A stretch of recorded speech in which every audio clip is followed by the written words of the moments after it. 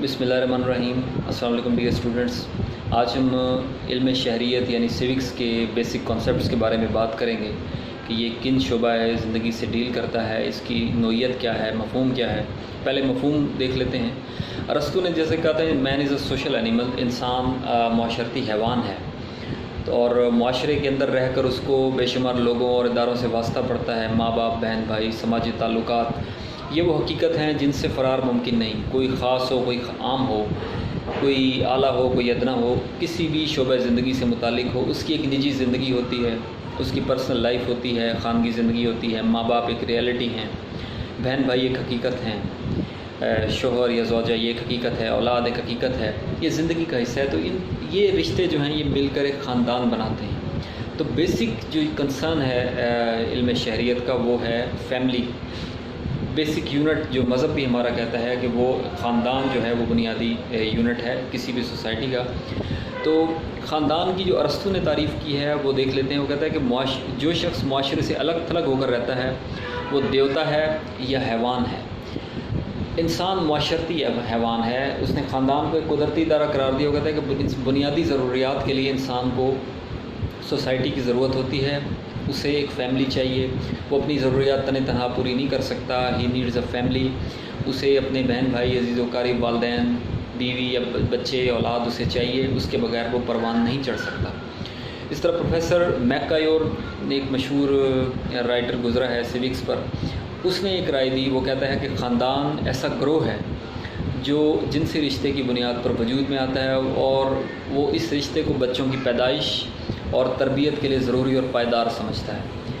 हम कह सकते हैं कि ख़ानदान दो अफराद, मियाँ और बीवी का बाहमी ताल्लुक़ है, उससे वजूद में आता है और उसको बनाने की वजह अफजाइश नस्ल, माशी तस्कीन और इसके अलावा और बहुत सी कदरें हैं। ख़ानदान की इक़साम जो हमारे यहाँ समाज में राइज रही हैं इब्तदाई इंसानियत से, उनमें पहला है पेदरसरी ख़ानदान यानी पैट्रिशियल फैमिली। यानी इस ख़ानदान में मर्द को मरकज़ी हैसियत हासिल होती है, हस्ब नसब मर्द की तरफ मंसूब होता है, बाप सरबराह कुंबा होता है, औलाद की भी बच्चों की कफ़ालत उसी के ज़िम्मे होती है। इस्लामी माशरे में पिदरसरी ख़ानदान राइज और मकबूल है। दुनिया में सबसे मकबूल जो फैमिली का सिस्टम है वो पिदरसरी पैट्रिशियल फैमिली का सिस्टम है। उसके बाद आ जाता है मादरसरी ख़ानदान। तो मादरसरी ख़ानदान में औरत या बीवी सरबराह कुंबा होती है, बेटियां ख़ानदान की विरासत में हकदार होती हैं और दौरे हाजिर में ख़ानदान बहुत कम है। अलबत्ता इंडिया के कुछ इलाके, अरुणाचल प्रदेश, हिमाचल प्रदेश, नागालैंड वगैरह और फिर तिब्बत के पहाड़ों में इंतहाई कोई दकियानूसी जो कबाइल हैं, पुराने कबाइल, उनमें ये सिस्टम राइज है कि वालदा जो होती है सरबराह ख़ानदान होती है। हमारे यहाँ भी कुछ केसेस में जब वालिद का इंतकाल हो जाए या कोई और एक्स्ट्राऑर्डिनरी सर्कमस्टेंस हो तो माँ को सरबराह कुंबा का दर्जा हासिल होता है। फिर उसके बाद है combined family, joint family system, जो हमारे बरसगीर पाक व हिंद में और कुछ अरब कबाइल में बहुत हद तक राइज रहा, अब भी है। उसमें यह है कि कई ख़ानदान इकट्ठे रहते हैं। दादा दादी की सरबराही में औलादें और औलादों की औलादें फिर वो इकट्ठे परवान चढ़ती हैं। चचा, देवर, फूफी, पोता, पोती, निवासी, ये सब इकट्ठे रहते हैं। एक घर में पोर्शंस होते हैं या मुख्तलिफ़ कमरे होते हैं, उसमें मिल कर रहते हैं, बाहमी ताउन से झगड़े भी होते हैं, इकट्ठे रहते हैं, बर्तन साथ हो तो बचते भी हैं। तो खैर इस किस्म की कंबाइंड जॉइंट फैमिलीज़ हमारे यहाँ बहुत कॉमन है। अगरचे रुझान दिन ब दिन कमज़ोर पड़ रहा है और ग्लोबलाइजेशन का असर इस पर भी पड़ रहा है और हर अब सेपरेट फैमिली का रिवाज आ रहा है, जो कि हमारा अगला मौजू है। ये इस सेपरेट फैमिली ये होती है कॉन्जुगल फैमिली, जिसमें बीवी, बच्चे और शोहर अलग रहते हैं, सेपरेट घर होता है। और मगरिब में और दुनिया के तरक्की याफ्ता ममालिक में, नाम नहाद तरक्की याफ्ता ममालिक में ये सिस्टम बहुत ज़्यादा मकबूल है। अलहदा ख़ानदान का रिवाज है, हमारे यहाँ भी तक़वियत पकड़ रहा है। फिर अगला है मोनोगेमस फैमिली यानी यक ज़ौजगी ख़ानदान। यानी एक आदमी एक ही शादी कर सकता है, उसकी एक ही बीवी होती है, उससे बच्चे होते हैं। ये वेस्टर्न सिस्टम भी है और बरसगीर में भी इसका रिवाज है। हमारे यहाँ भी इसकी छाप पाई जाती है, बल्कि गालिबन यही सिस्टम ही राइज है, क्योंकि यहाँ पर हिंदू मत के असरात हमारी तहज़ीब पर ज़रूर मुरतब हुए। उसके नतीजे में एक बीवी होती है, वही बच्चों की कफ़ालत करती है, घर का सिस्टम होता है। सारी ज़िंदगी आदमी एक ही औरत के साथ गुजार देता है। यह है چھٹی قسم ہے پولیگیمس فیملی یعنی کثیر زوجگی خاندان. اس میں بیک وقت کئی بیویاں ہوتی ہیں.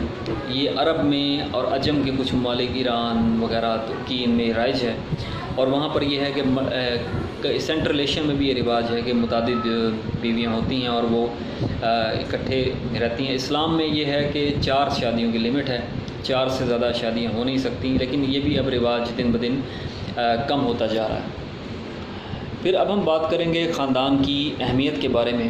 دیکھیں بیسک مقصد فیملی کا یہ ہے بایولوجیکلی بھی اور سوشیولوجیکلی بھی کہ افزائش نسل، انسانی نسل آگے بڑھے، اور بقائے نسل انسانی بنیادی فریضہ ہے جس کی خاطر خاندان وجود میں آتا ہے، اور اسی سے ارتقائے نسل انسانی جاری ہے اور ابد تک جاری رہے گا.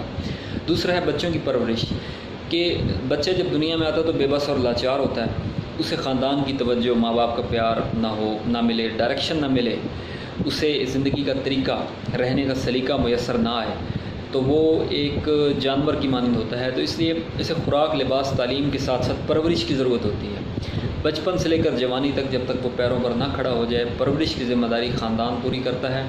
اور پرورش وہ ہے جس کی بنیاد پر خاندان بھی بنتے ہیں، علاقے بھی بنتے ہیں اور قومیں بھی وجود میں آتی ہیں. اچھی پرورش اگر خاندان کر دے تو سوسائٹی بھی اچھی بن جاتی ہے.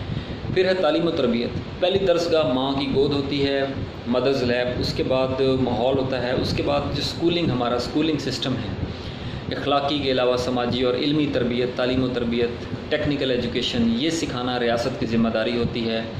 اور تعلیم و تربیت جو ہے خاندان کی، یہ بڑی اہمیت رکھتی ہے. پھر چوتھا مقصد ہے معاشی کفالت. خاندان بچے کی معاشی کفالت کا ذمہ دار ہوتا ہے. اس کے جتنے فائنینسز ہیں، اس کی خوراک سے لے کر لباس سے لے کر ادویات سے لے کر تمام زندگی کے امور سے متعلق کفالت جو ہے وہ فیملی کرتی ہے. اور فیملی میں ماں باپ ہر طرح کی تکلیف برداشت کر کے بچوں کو ان کی ضروریات پوری کرتے ہیں. خود پیٹ پر پتھر باندھ لیتے ہیں، لیکن اولاد کی زندگی پر حرج نہیں آنے دیتے کہ وہ بڑے ہو کر اپنے پیروں پر کھڑے ہوں اور صحت مند اور کارآمد شہری بنیں. پھر ایک اور اہم مقصد جسے جو نظر انداز نہیں کیا جا سکتا وہ ہے ثقافتی ورثے کی منتقلی. یعنی آپ کی دنیا کے ہر معاشرے کے اعتقادات، نظریات، رسومات ہوتی ہیں جو نسل در نسل منتقل ہوتے ہیں. تو خاندان منتقلی کے اس عمل کو بڑے احسن طریقے سے پورا کرتا ہے. خاندان کے اندر رائج اقدار و تصورات سے بچہ پوری طرح متاثر ہوتا ہے. ہر فیملی کی کچھ نارمز ہوتی ہیں، کچھ ٹریڈیشنز ہوتی ہیں، کچھ رویے ہوتے ہیں جو نسل در نسل چلتے ہیں، کچھ روایت ہوتی ہیں، کچھ قصے کہانیاں ہوتی ہیں جو سینہ بہ سینہ آگے بڑھتے ہیں.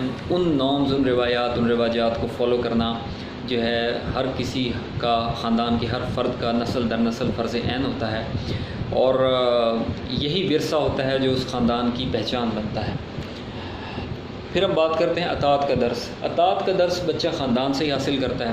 ڈسپلن کی پابندی سربراہ کنبہ کی ذمہ داری ہے کہ بچے کو ڈسپلن کا پابند بنائے اور اسے ایک ان قوانین اور سماجی قوانین کے قالب میں بھی ڈھال لے، اپنے خاندانی قوانین کی بھی اطاعت پر آمادہ کرے اور اسے بہترین سماجی اور نجی خصوصیات سے مزین کرے اس کی شخصیت کو.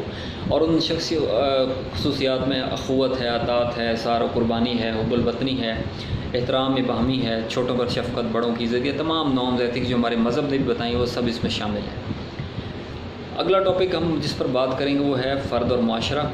یعنی فرد کا جو ایک بیسک یونٹ ہے اس کا سوسائٹی سے کیا تعلق ہو سکتا ہے.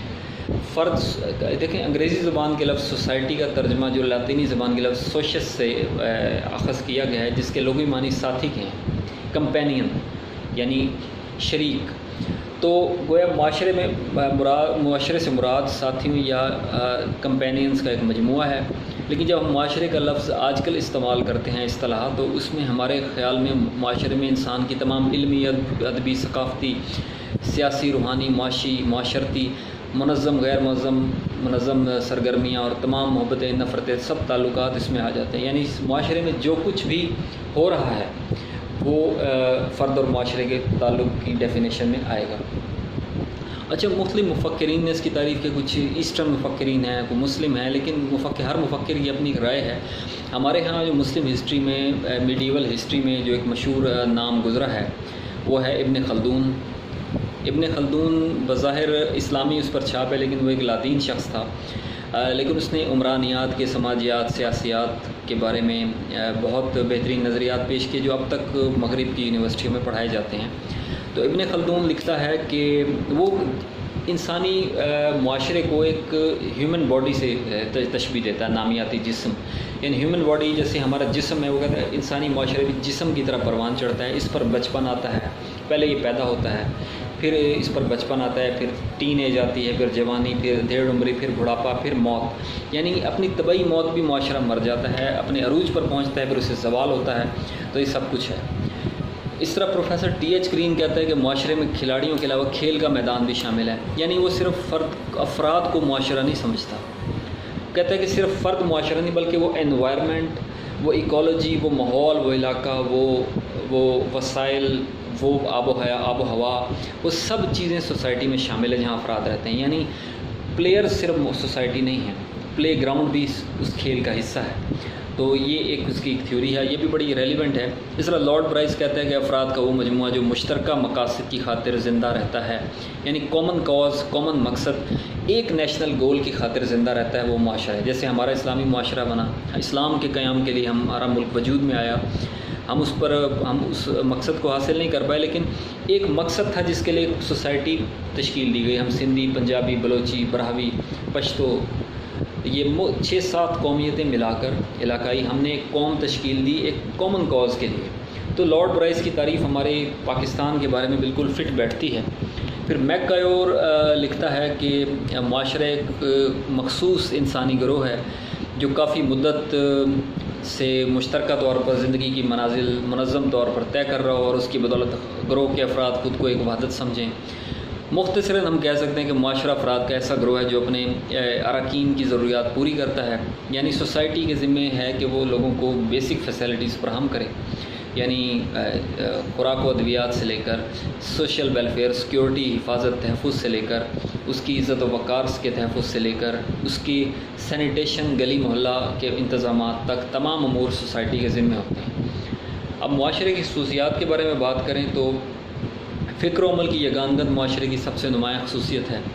پھر مشترکہ مقاصد میں نے ذکر کیا، کامن کاز ہونا چاہیے۔ پھر پائیدار مستقبل، معاشرے کا مستقبل پائیدار ہوتا ہے، اور معاشرے کے افراد کے مابین ایک مستقل اور پائیدار رشتہ قائم ہوتا ہے جس کے تحت وہ باہمی انٹریکشن کے ذریعے سوسائٹی کو لے کر آگے بڑھتے ہیں۔ پھر ایک اور چیز کی خوبی ہے کہ اٹس اے نیچرل انسٹیٹیوشن، یہ ایک فطری ادارہ ہے، یہ مصنوعی طور پر وجود میں نہیں آتا، بلکہ ہر فرد پیدائش کے فوراً بعد معاشرے کا ممبر بنتا ہے۔ یعنی ایک بچہ پیدا ہوا، اسے پتہ بھی نہیں کہ وہ کون ہے، اس کے ماں باپ کون ہے، اس کی آئیڈینٹی کیا ہے، وہ دنیا میں صرف آنکھ کھولتا ہے، لیکن ریاست، وہ معاشرہ جو ہے وہ اسے اپنا ممبر تسلیم کر لیتا ہے، پیدا ہوتے ہی وہ معاشرے کا حصہ بن جاتا ہے۔ پھر ہوماگیریت، یعنی اس میں ہوماگیریت کہتے ہیں زندگی کے جس میں تمام معاملات شامل ہوں، انسانی زندگی کے تمام معاملات سوسائٹی میں شامل ہوتے ہیں، کوئی بھی شعبہ زندگی ہے وہ اس کا حصہ ہوتا ہے۔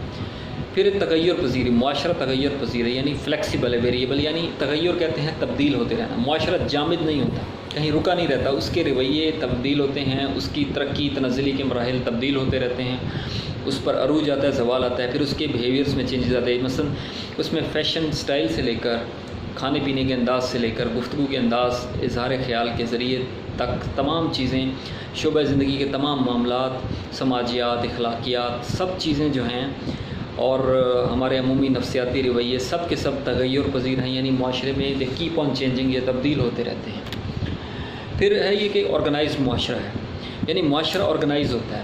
ان آرگنائزڈ جو ہوتا ہے وہ افراد کا گروہ یا ہجوم تو ہو سکتا ہے، معاشرے نہیں۔ معاشرے میں قاعدے و ضوابط ہوتے ہیں، ایون جو جنگلی قبائلی معاشرے تھے، منگول ایک رائج تھا 2-3 صدیوں تک رہا، تو منگولوں کا بھی ایک آئین تھا، اسے یاسا کہتے تھے، وہ چنگیز خان نے تشکیل دیا، تموجن نے، اور اس کی پابندی سب پر لازم ہوتی تھی۔ انشاءاللہ مزید ویڈیوز کے ساتھ اور مزید ٹاپکس کے ساتھ ہم اسٹیپ بائی اسٹیپ چلیں گے۔ کیپ فالوئنگ می، اور ہم بات کریں گے، آپ کوسچنز بھی کر سکتے ہیں اور ویسے میرے سے رابطہ بھی کر سکتے ہیں، کوئی سوال ہو، کوئی بھی معاملہ ہو تو میں آپ کو یہاں گائیڈ کرنے کو تیار ہوں۔ Thank you.